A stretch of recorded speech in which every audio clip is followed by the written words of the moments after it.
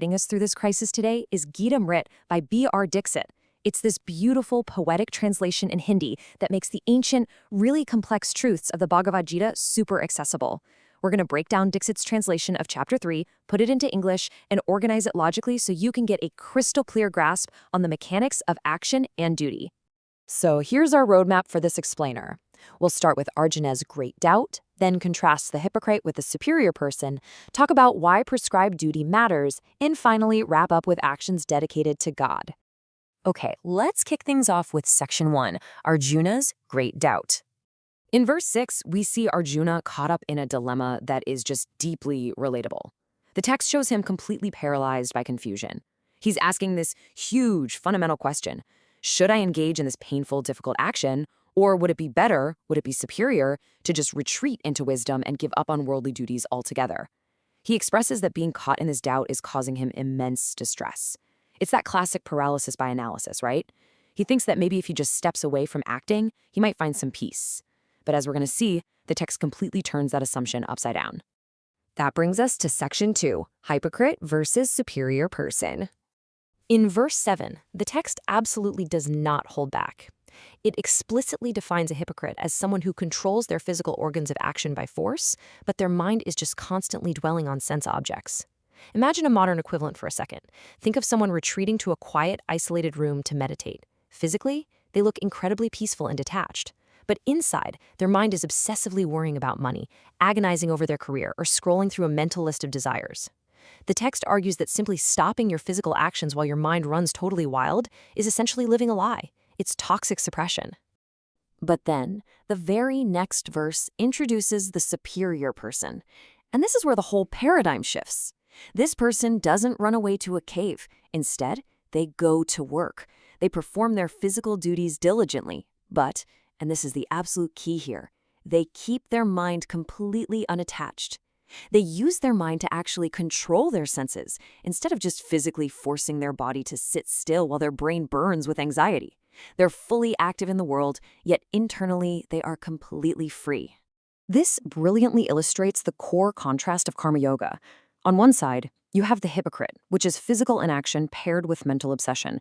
And on the other side, the superior person, physical action paired with mental detachment. It completely proves that true peace and wisdom are about mastering the mind right in the middle of the chaos, not just stopping the body from moving.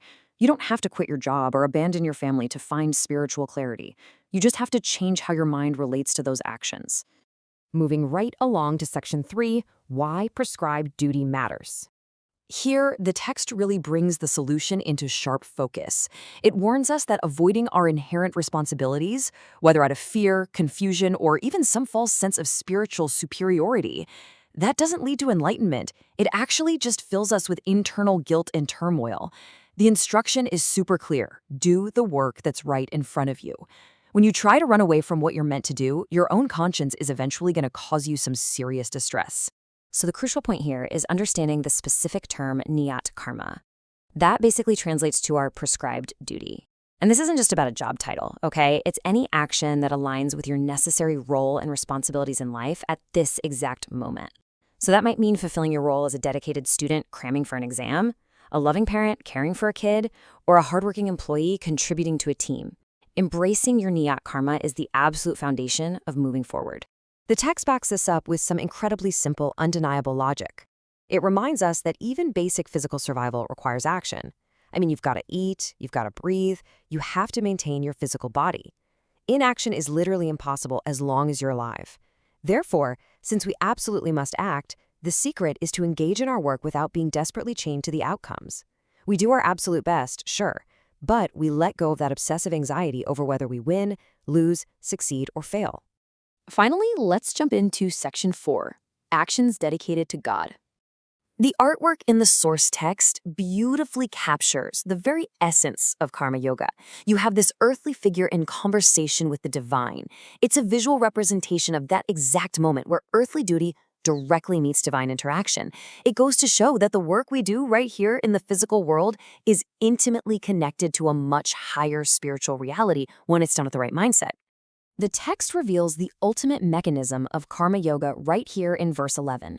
When we perform our daily work, not out of selfish greed or ego, but as a selfless sacrifice, offering our efforts up to a higher purpose or a higher power, something truly amazing happens. We don't just get our work done, we actually free our minds from the heavy burdens of past mistakes and anxieties, and we fill ourselves with inner light and clarity. The action itself literally becomes the meditation. The work itself becomes the prayer. To sum up the incredibly practical steps from today's explainer, let's do a quick review of this roadmap. First, honestly acknowledge and face your doubts. Don't run from the confusion. Second, avoid the trap of hypocrisy. Remember that physical inaction masking mental greed is incredibly toxic. Third, actively perform your niyat karma, your daily prescribed duties.